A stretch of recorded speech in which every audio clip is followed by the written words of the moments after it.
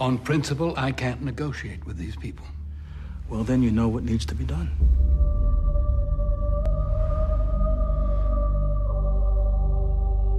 We're going to protect our citizens. Make no mistake, my brothers. The humans will draw first blood. And the air is still, and the night has fallen. There's only one question you must answer. Who will you stand with?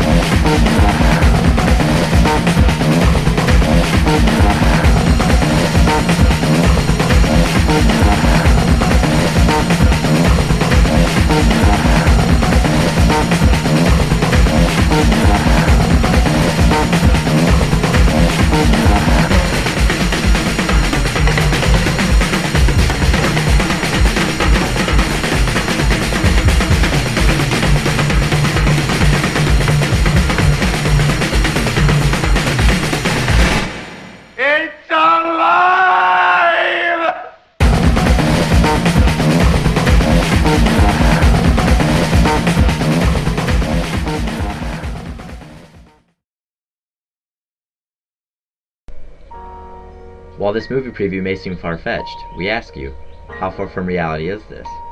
Science is advancing every day, and every day risks must be made to do so. As can be seen in this Saturday Night Live skit, modernity is often scary to people. Robots are everywhere, and they eat old people's medicine for fuel. You need to feel safe, and that's harder and harder to do nowadays because robots may strike at any time. And when they grab you with those metal claws, you can't break free because they're made of metal and robots are strong. Even while being entertaining, this clip illustrates that there's an underlying fear of technology and modernity in our society. Clinical and medical experiments often harm their participants.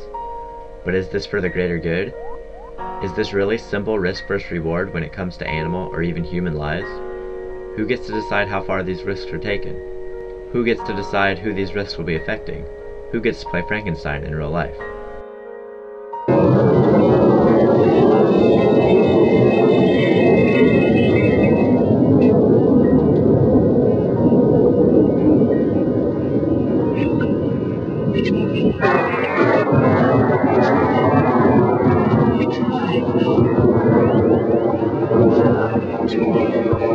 It's alive! It's alive! It's alive! It's alive! It's alive! In the early 1930s, the Tuskegee Institute started a clinical experiment concerning the effects of syphilis on humans. The experimenters studied over 400 mostly illiterate, rural black Southerners. The participants thought they were being treated, while in reality, how the disease spreads and kills was being studied. The estimated 6 to 8 month study ended up lasting 40 years. These experiments were one of the building blocks for ethical research protocols used today, but at the time, doctors thought they were doing the right thing.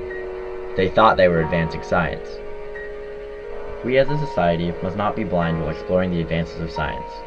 With jumps in the fields of nanotechnology, stem cell research, and cloning, we must all decide how responsible we need to be. We as a society need to get together and think about how far we are willing to go toward the pursuit of science. Are current scientists acting like Frankenstein now, and should we be happy or worried about this? As can be illustrated by Mary Shelley's Frankenstein, the risks versus rewards of scientific advancements is something we must address as a society. The labors of men of genius, however erroneously directed, scarcely ever fail in ultimately turning to the solid advantage of mankind.